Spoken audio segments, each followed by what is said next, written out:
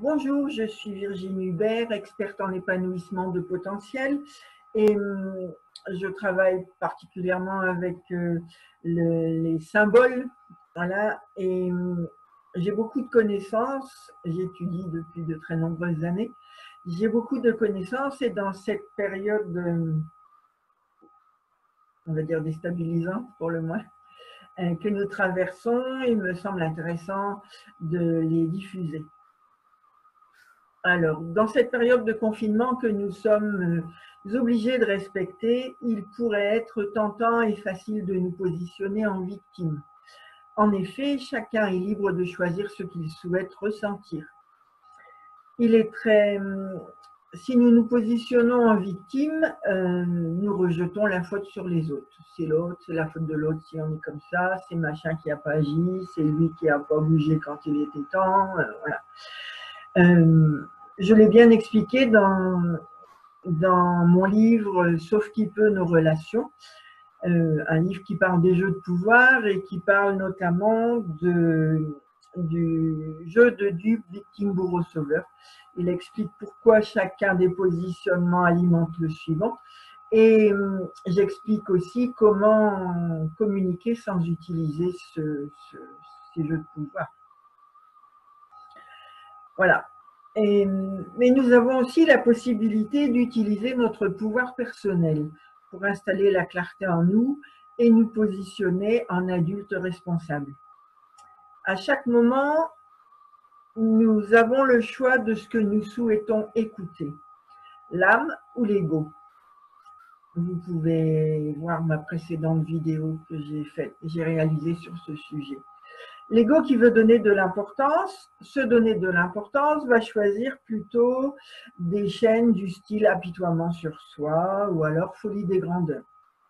Mais plus nous travaillons sur nous, moins nous sommes attirés par ces radios-là. Par contre, il est possible de vivre chaque expérience en ouvrant notre cœur, en l'accueillant, même si ces expériences représentent des défis ou des problèmes. Pour les dépasser avec une grande facilité, je vous suggère de leur adresser tout l'amour que vous avez, tout l'amour que vous pouvez. Cela va transformer ces défis, ces problèmes, ces difficultés en expériences positives et facilitera le fait de les relever ou de les résoudre si ce sont des problèmes. Barbel et Manfred Mohr vous invitent même à vous adresser à vos problèmes avec une phrase de ce genre. Cher problème, puisque tu es là, je ne veux pas rater cette occasion de te souhaiter la bienvenue du fond de mon cœur. J'accepte le cadeau qui se cache en toi avec toute ma gratitude. Et vous voyez, si vous accueillez ce problème, un problème de cette façon-là, forcément que vous vous simplifiez déjà la vie. Lorsque nous refusons une expérience difficile, cela nous condamne à rester coincés dans les mêmes schémas douloureux, compliqués, désagréables. Et comme le nom NOM a une énergie puissante, il nous maintient fermement dans le rejet et de ce fait cristallise la difficulté, amplifie le problème. Tandis que lorsque nous accueillons les expériences en ouvrant notre cœur, nous les ferons évoluer avec aisance, avec une plus grande facilité. Nous transformons ces problèmes, ces défis en occasion de travailler sur nous et ainsi nous dégageons le chemin qui va permettre notre évolution. Ça peut être vivre une nouvelle relation, ça peut être connaître une nouvelle expérience de vie ou encore vivre à un niveau supérieur.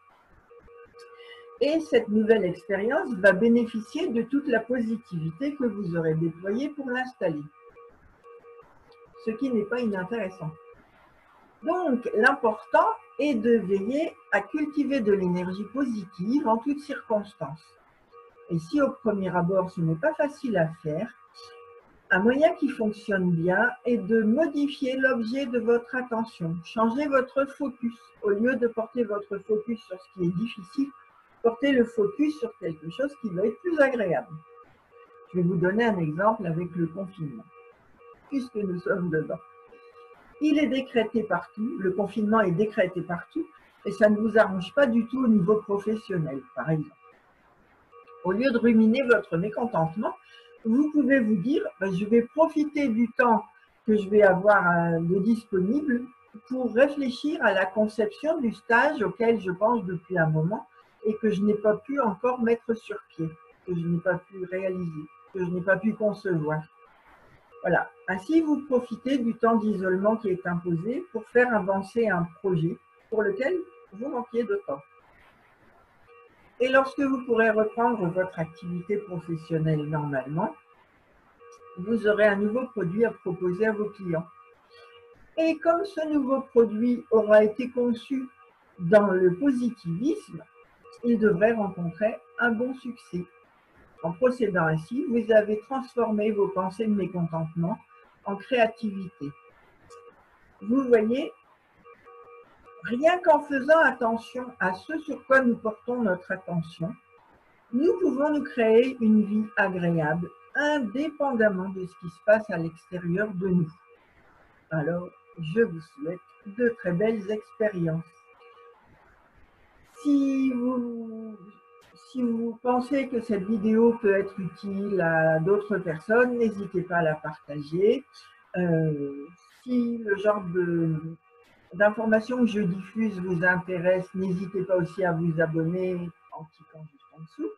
Je ne sais pas de quel côté, là quelque part c'est marqué abonnez-vous en rouge. Et puis si vous avez aimé, vous pouvez liker, ça fait toujours plaisir. Voilà, et bien écoutez, je vous souhaite de très très belles expériences. Il ne tient qu'à vous.